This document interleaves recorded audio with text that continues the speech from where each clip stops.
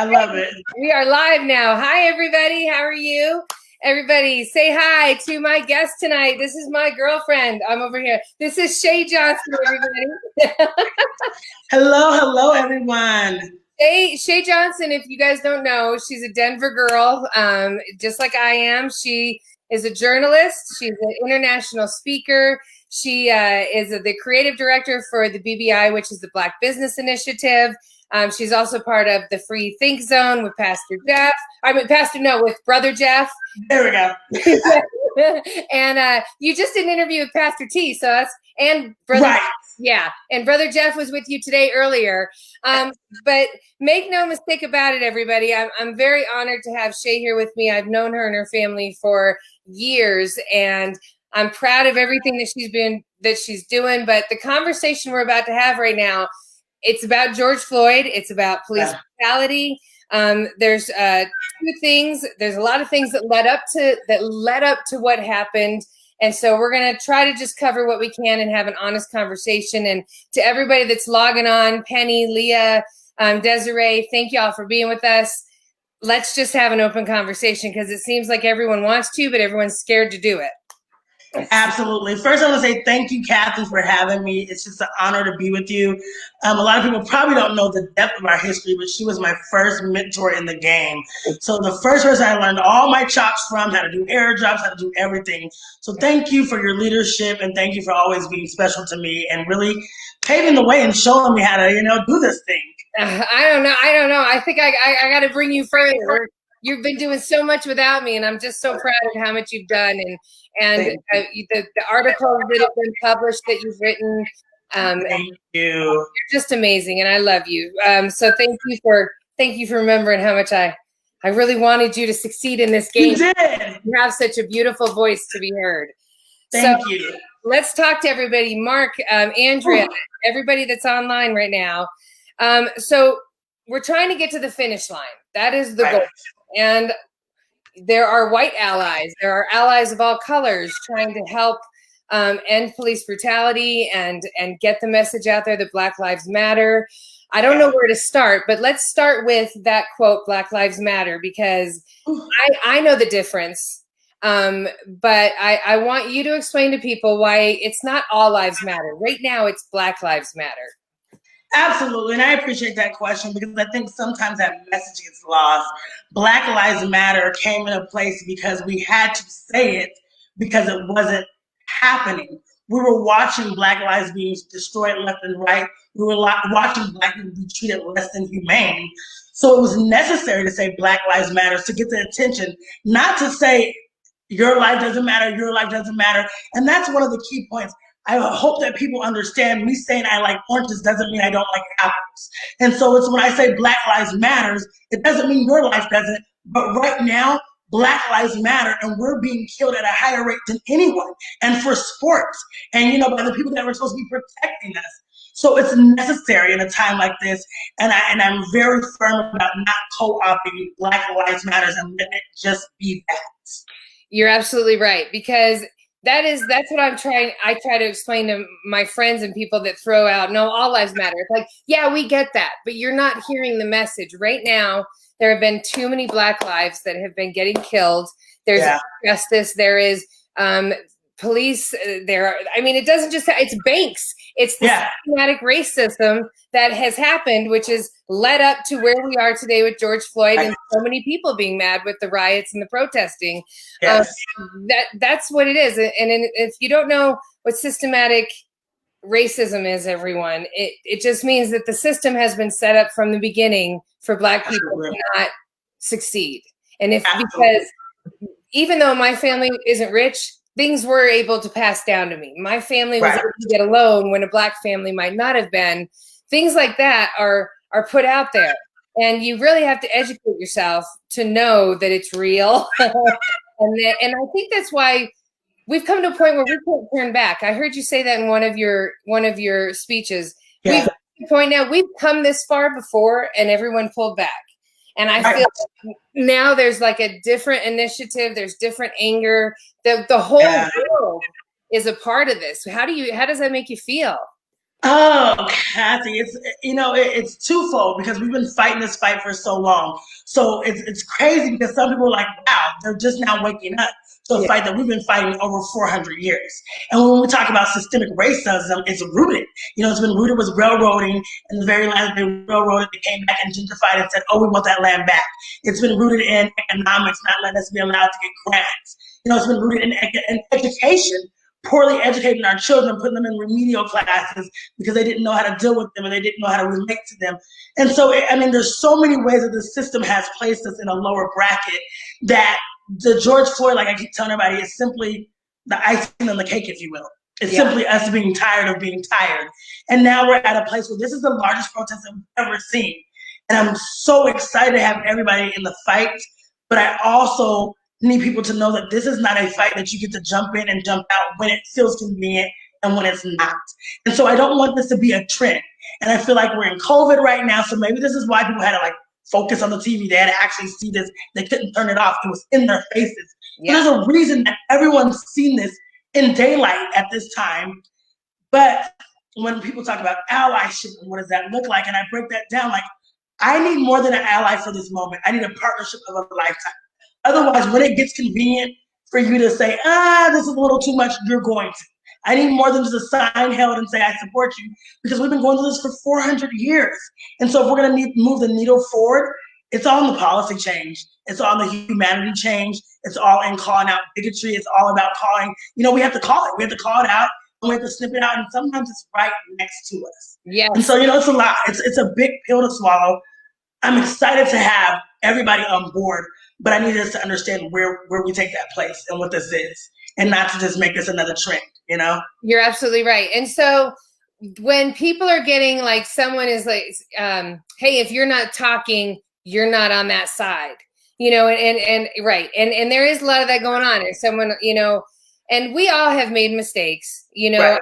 But I know where my heart has been since I was woke, exactly. As a teenager. So and that's all I can guide myself by is justice.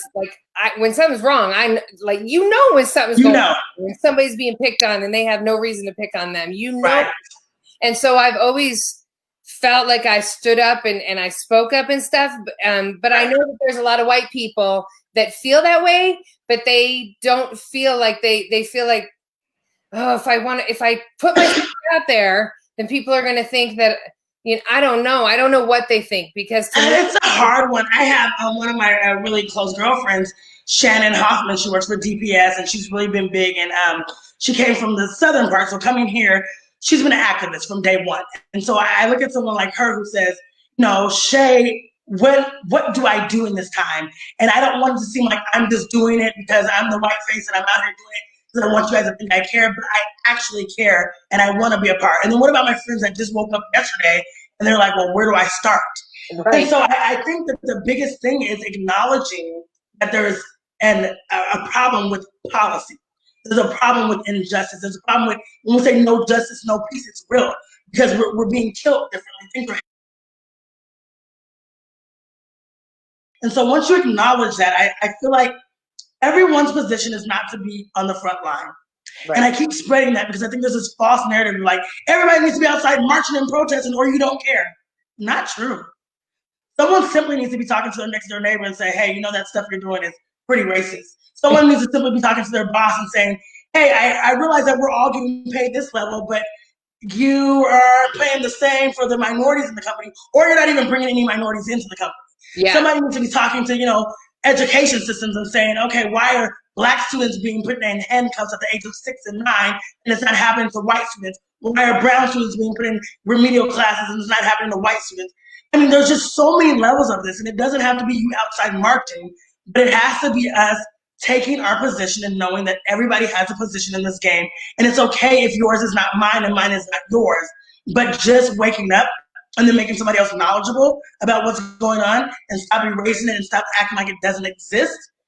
It's a huge part of leaning towards some part of success for this. No, you're absolutely right, because you'll have people say, oh yeah, racism exists, and they feel that they've done their part by admitting that. And I always try to say, right. No, Just because it exists doesn't mean we need to accept it. That's been the problem this whole time.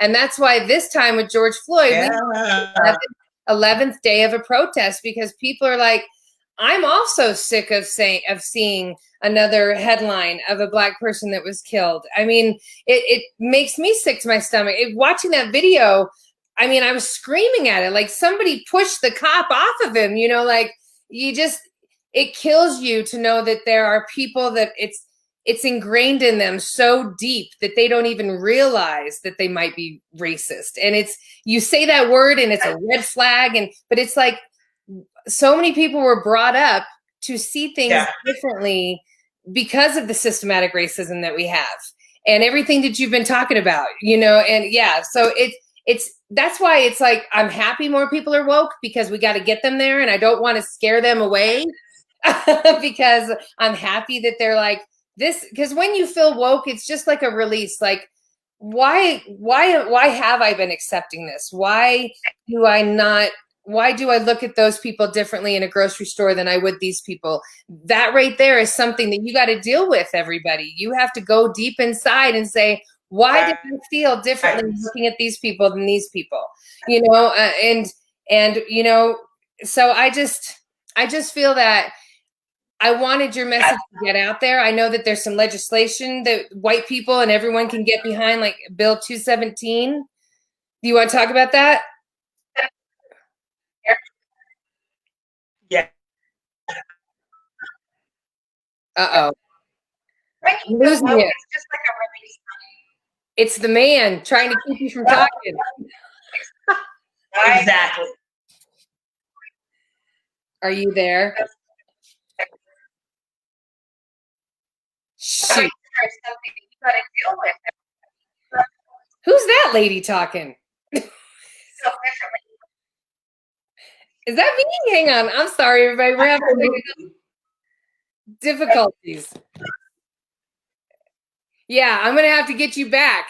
All right. So hang on. You go off, and I'll bring you back in the room. Okay, deal. Okay, while Shay is jumping out, everybody, I just want to say thank you again for hanging out with me tonight. It's Friday night. I don't know if it feels like a Friday to you. It feels like every days are bleeding into each other for me. But I'm happy to be here. I'm happy to still talk to you guys. I miss you guys. And I just want to get some voices in the community out there and everybody just to understand that we can do this together without feeling threatened or without feeling that you can't do enough. We can all do a little goes a long way. Shay will come back in. Jeanette, I totally thank you for jumping in. Jamming the feed. Yeah, Esteban, the man was jamming the feed. We got to get Shay back on. So everyone that's asking about my foot, we're waiting while Shay's getting back on. My foot is doing good. Thank you all for asking. I broke my ankle, but everything's fine. But Shay, I want you to know, her and Brother Jeff, who have been a big part. Brother Jeff, he is such a huge part of the Denver community. You can go to brotherjeff.com. You can donate money to Brother Jeff and the organization, which is the Free Think Zone. And they're taking money and they're powered by the people, everybody. So the money that you give them is the money that they turn around and they use to help people. So once again, that's www.brotherjeff.com to donate. And Representative James Coleman was on earlier with Shay. I hope she jumps back on. Come on, Shay. Come on, Shay. I hope she was talking to Representative James Coleman. He was talking about Bill 217, everybody, that you can go, you need to vote for. Vote yes on 217. We also have huge elections coming up. June 30th is the primary here in Colorado. And then, of course, the big one that happens in November. But like she was saying, we have to get the right people into the office that want to end systemic racism, see it and want to end it. And so we got to vote for those people to get into office. We got to get the other people out of office, whether it be judges, whoever it is. And I'm not saying anything that should scare anybody. I'm saying something that we all know is right and we all could do a little more to help with. I'm going to text her really fast. Hang on, everybody.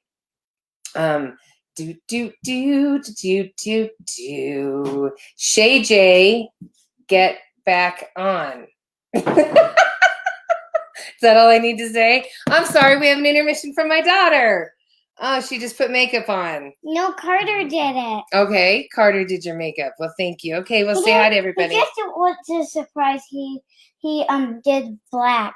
Okay, you did fine. Okay, I love you. Just a little bit of pink. Oh, just a little bit of pink. That's all you need. I'm sorry about that, everybody. Mom, working from home.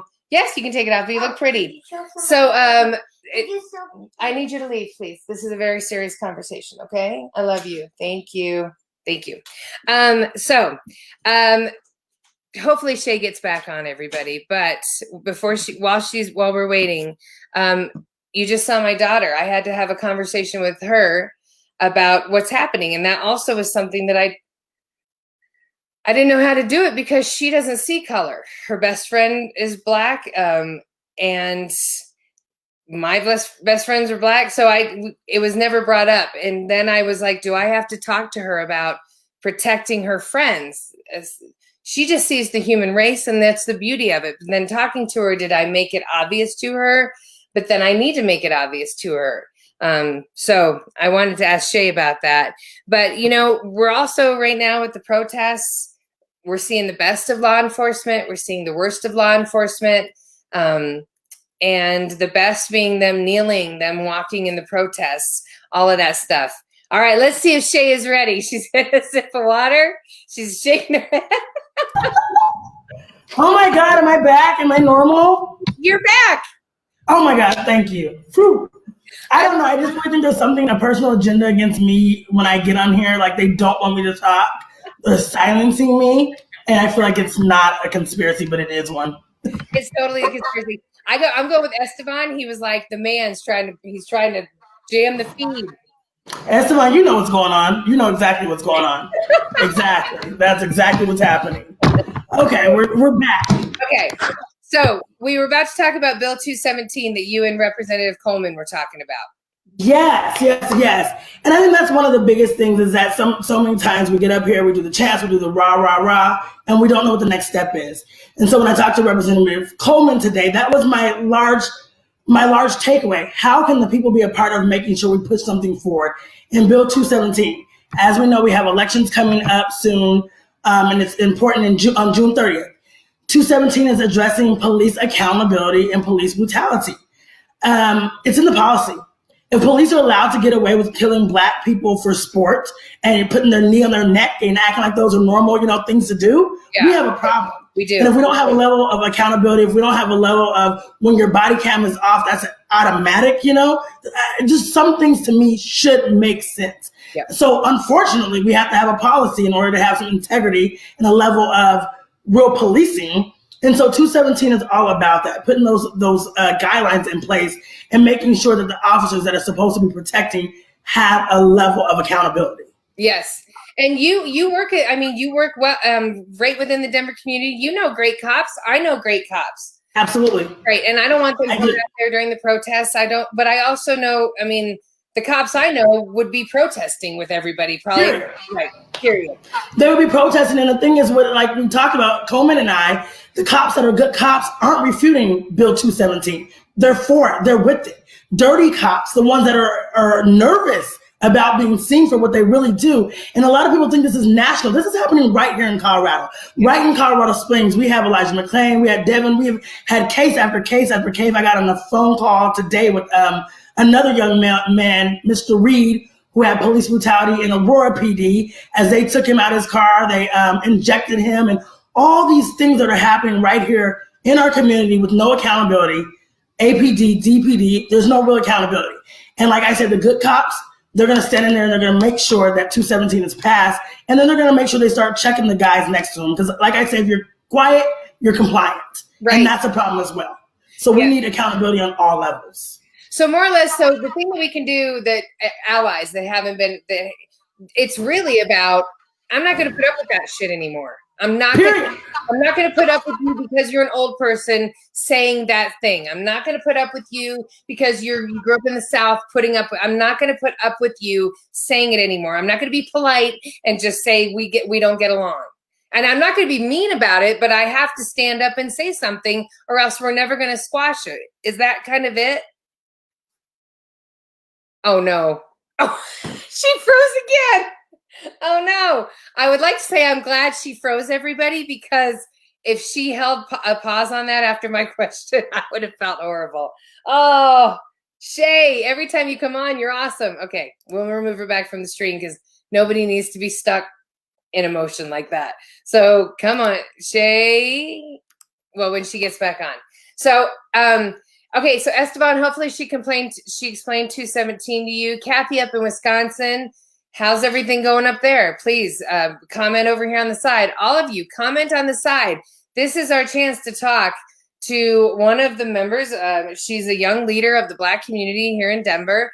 I've known her family forever. This is your chance. If you want to say something, let's say something. So I also wanted to say that the biggest thing I think that all of us can have is some empathy, because not enough of us are listening to what people are saying when they're trying to say that Black Lives Matter. You're trying to already put your excuse in there as to, yeah, I get that. I get what you're saying. Black Lives Matter. But if there's a but, you've lost your empathy. I'm just telling you, keep the empathy there. Listen to what they're saying. It's not just a generation. It's generations. You heard Shay talk about the fact that this is 400 years. Imagine your dad hearing it the first time you heard that someone didn't like you because of the color of your skin. You heard your grandpa's stories, your grandma's stories, the great-grandparents. It goes back that far. So when someone is trying to tell you the pain that they have that's lasted through generations and through their family, empathy is what I'm trying to tell all of you. Let's have it, okay? Because we're not going to get to the finish line without it. And you're back. And I'm back. This is a pop-in, pop-out interview. If you guys haven't noticed, we're trying something new. It's something that we're testing it out on you. Yeah. So thank you for letting us try our new method and see how you guys like this. It's like I pop out when it gets uncomfortable. She takes over, then I pop back in, and I hope you're not too uncomfortable. Great. This is what we're doing, okay?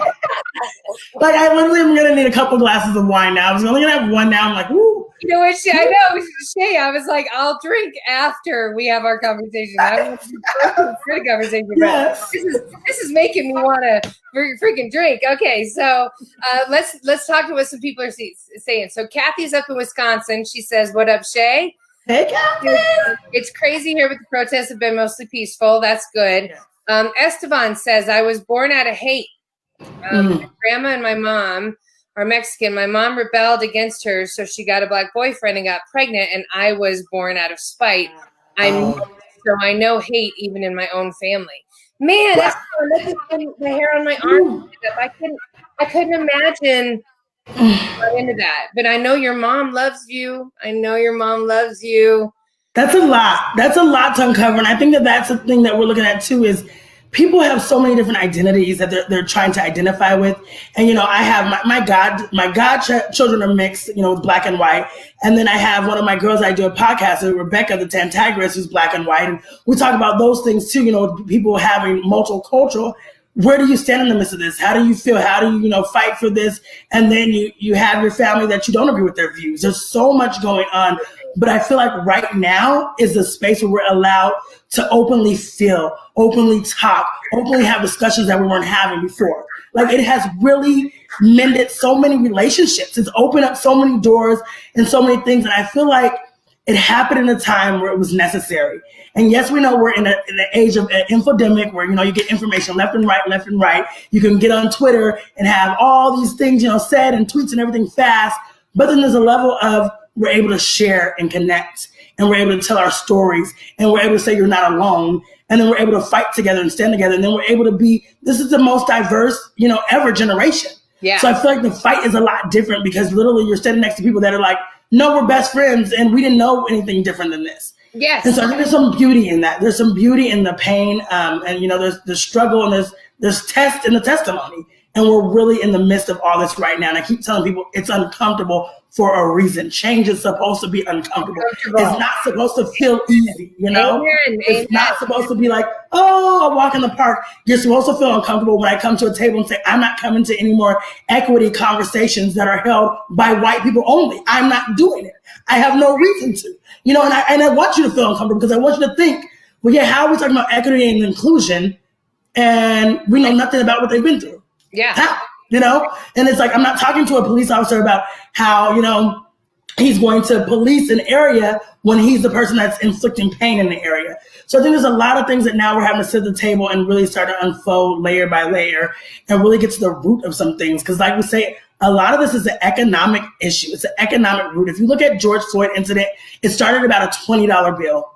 Yeah. It's from a $20 bill. And when you look at a lot of Black issues, it's from the root of not having the same type of financial access. You know, you're looking at right now during COVID where you have everybody losing their jobs left and right. And then mostly, you know, you're Black and brown or you're essential workers. They can't afford not to go to work. Right. You know, they can't afford to do that. But then when they get sick, they get the worst sick because they've been having the least access to health care. So now they're extremely sick and they're dying at a faster rate. Yeah. And so when you look at all these things, they're tied into one another. So I think this is finally the time we get where people are not just saying, let me turn a blind eye to it. I didn't see it. I didn't notice it, because now you would be lying. Like Stevie Wonder can see this. It's real.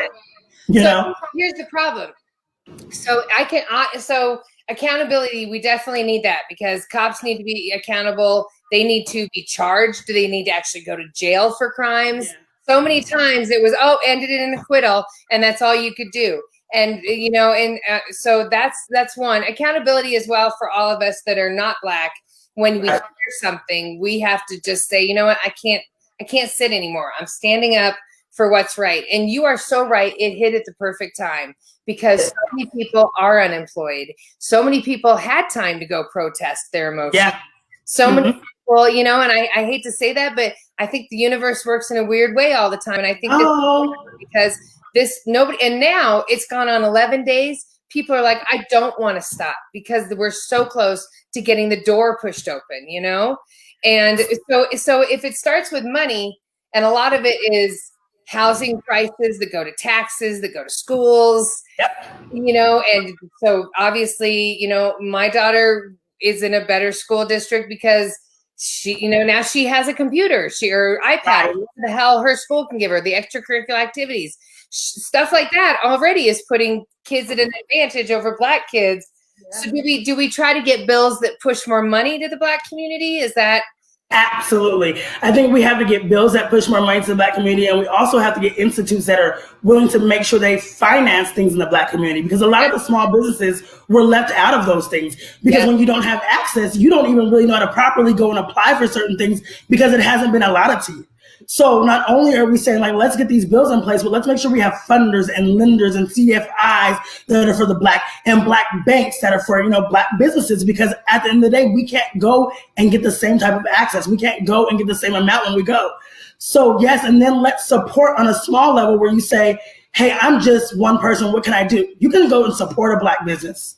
You can, like, when's the last time you went to a Black restaurant? When's the last time you supported, you know, a Black designer? When's the last time you got a Black videographer, a Black, you know, whatever that is, support a Black business. And there's like so many small steps in between where people are always like, it's so big, but it's like, but you can start small, and we don't need you always to do the big picture, because there's people to do that.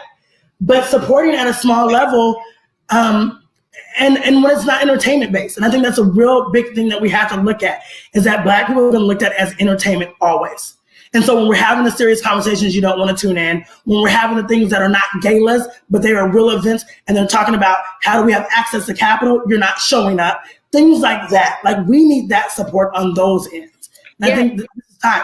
And I'm sorry, and you're part of the Black Business Initiative, so you know everything about this. And here's so you have the BBI. It's still about getting into the real banks where the money is. I mean, so we already have Black businesses trying to get out there that support Black businesses.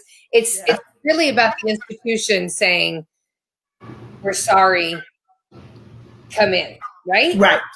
Or if they don't say we're sorry coming in, I'm really big at, if I can't have a seat at your table, let's create a new table. Yeah. So who comes together and says, you know what, we'll be private funders. Yeah. There's a whole group of now private funders. Here's a whole group of people that even do sponsorships for Black business events. Where are those people at? Because if the institutes don't want to let us in because they've been so systematized, fine, let's create a new table. And that's where I feel like people can step in. Yep. And to everybody out there that feels like that's too much, it's not too much. We have done so much in the past 11 days, I feel. that it's just, it's great. Like, you know, I mean, it's great that's the first thing that people are talking about. What do you think of these protests? Right. And it's your chance to say how you feel. And I hope you feel the way that Shay and I feel, which is you got to do what's right. It's time for America. Do what's right. And just think about it. I'm looking at, you know, the innocent children and how the racism is taught. Yeah. It's nothing that you're born with. It's a taught thing. And they're innocent and they're hugging, you know, their friends of different nationalities and they're having these moments. And then it's taught. So if we start to really cut this off in the education system, and when we're looking at the education system, and right now, shout out to Tate Anderson and Jennifer Bacon for what they're doing in education, and Brandon Pryor, and they're really looking at, hey, we need to look at how this education system is built. And we need to look at when we have people like Denver Police Department inside of our schools, are we rehabilitating our students? Or are we just kicking Black and brown students to the side when we can't deal with them and handcuffing them and now giving them a record that they have to deal with for the rest of their life? Right. Like if you start looking at it, it's happening very young with our children. So we just got to start looking at small things of education. Are you fighting? Are you going to the conferences and saying, hey, there's no Black teachers in here? Like, you know, are we looking at that? Are we looking at history being taught to our kids and starting with slavery as your main source of history of being Black? And it's like, no, that's not where Blackness starts from. So it's just so many small things that if whatever your level is, there's a part that has been, you know, systemically put that Black people are lower. So figure out where your lane is and switch that narrative, change that narrative, control that narrative, because you have that small power and whatever part you're in. Yeah, you're right. You're right. Amen to that. And I have 2 young daughters, and when you're trying to log back in, I was telling everybody. So I, you know, they both of them, their best friends are Black, and I'm just like you. Makes sense. But here's the thing: they only see human races, right? So I was trying to talk to them about. They're wondering why the protests are happening, and I'm trying to explain to them. And my daughter can read. She's like, Black Lives Matter, and I'm like, absolutely. And she was like, why do we say that? And you know, and so now I have to teach a girl that technically was colorblind that there's something she needs to be aware of. Yes. And that's real. That's a hard conversation. And I think it's a hard conversation on your end, and it's a hard conversation on a Black parent's end to say, hey, be careful when you go outside because you might not make it home if you do A, B, C, or D. Yeah, but I think more than anything, we have to start having the conversations, and we need to have them separately, and then we need to have them together, and we need to figure out what that looks like, because the conversations have to move forward and they have to happen, because we're living in a society where these things are taking place. Yeah. And when we act like we don't know, that's when we're like, this is okay. Yep. Blind eye. What's going on? Like, no. Yeah. And because our kids deserve a better future. And that's one of the main things I look at. Our babies deserve something better. They do. Absolutely. They do. Absolutely. And so, so that's why I taught them, and it felt weird saying, well, you know, when you're with Morgan, some people don't like the fact that her skin is a different color. Even there, I feel weird saying it, but I had a discussion. But you have to. I had to. Yeah. I want more people to do it because it was uncomfortable for me, just because my heart was hurting that I had to say this to her, but absolutely. It hasn't changed. And until we get, everyone needs allies. The Black community needs allies. The people that are trying to make a white community that cares about everyone that has a beating heart, we need to make sure that we're the allies to speak up, and the other thing I wanted to talk to you about, and thank you again for your time tonight. I love you. Yes, absolutely. I wanted to talk to you about the fact you were talking about the cameras and the cops wearing the cameras and stuff. And I think that's another reason that it's awesome that they are wearing more cameras and that everyone does has a cell phone. And that because even today that the 75-year-old Black man that was pushed, they tried to say he tripped. Right. Haven't the cops caught on that everything is being filmed? You're seeing it all. And that's the thing is, like, people are saying, like, I had no idea that this is happening. Trust, this has all been happening, but now it's being videotaped. And so I'm grateful for this era of social media and all these things. But what I'll be more grateful for is when action is taken after these things are caught. Because when I look at things like Michael Vick getting more time for killing a dog than the last cops that killed the last 400 Black men that were unarmed, I have a problem with that. And so when I'm looking at these things and these, you would just think automatically it's caught on camera, there's going to be action taken. It's like, no, they're still not getting first-degree murder. They're still walking. It's still taking 4 or 5 days to catch the people, all these things. So yes, we're moving forward, but now let's make sure that policy matches what we're seeing, and let's all have the integrity to say, this is wrong. And then let's make them feel it, because we know we just had Blackout Tuesday, and that was one of the things in the Black community. Don't spend your money, because we know economics moves things, and when you don't spend your money, they feel it. Yeah. So let's figure out what that is. How do we take a stand? It's just like, we have companies out here that are saying, if you're not LGBTQ friendly, we're not rocking with you. We're not doing things with you. We need to take that same type of stand when it comes to Black lives. Yeah. It needs to be that same type of thing. If you're not supporting, if you're not doing this, if you're not calling out people, we're not working with you anymore. And it needs to feel like that. It needs to be blatant. It needs to be in the face, so that things start to change at a real speed. Well, I want to help it change at a real speed. So everyone out there that's watching this, let's continue the conversation to get this moving at a real speed, because here's a perfect example. I spoke with someone today who used to not like what Colin Kaepernick did. Today, they are completely aware of why Colin Kaepernick was kneeling. Thank you. And, I know that it's changing. And I know that the more we talk about it and get it out there, because in the past, no one wanted to hear it. You're disrespectful. Right. No, you need to say, I get it. He was peacefully protesting police brutality. Right. So yeah, right. And I thank you for saying that, because I think that's a lot of things that have been like swept under the rug after everybody went against Colin. They were like, what is he doing? Why is he doing this? This is not a peaceful protest. And now we're having protests that are leading to other things. And then it's like, oh, this is wrong too. So it's like, well, I'm sorry, what are we supposed to do? Right. Sit here and take what we've been taking? Right.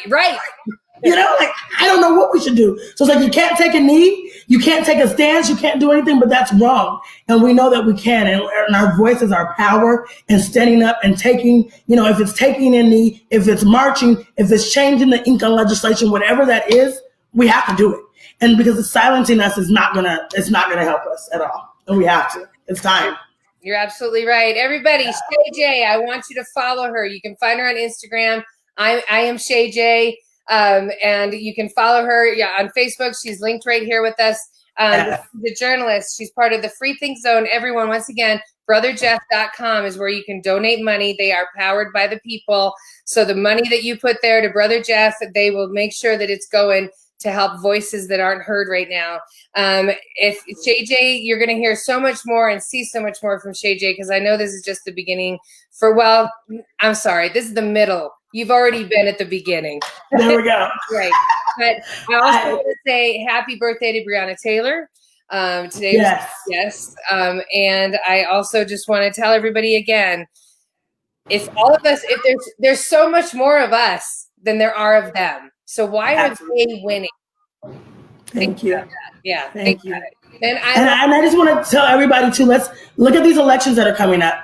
And let's really think about who we're electing and who we put in office, because the leadership is a big part of what is going on right now. And when you look at leadership and you look who people follow, it says a lot. So when you cut the snake at the head, a lot of things change. So I just ask you to look at what you're voting for, look at who you're voting for, look at what you're holding them accountable to, please, because it's serious. We have to make sure we're changing policy, and we have to make sure we have the right people that we can call out and say, hey, you said when you got in office, you would do this for us and you do that for us. Let's make sure we're picking the right leadership, please. Shay Johnson with the last word. Thank you so much. Thank you guys so much. I appreciate you, Kathie, Jay. We're going to be doing so many more great things together. I appreciate you. Thank you guys for having me, and peace and blessings. And please stay on this journey and this fight with us, and don't stop. Amen. Don't stop. Don't stop. Don't stop. Thank you guys. Peace and love. Bye, guys. Bye. Bye.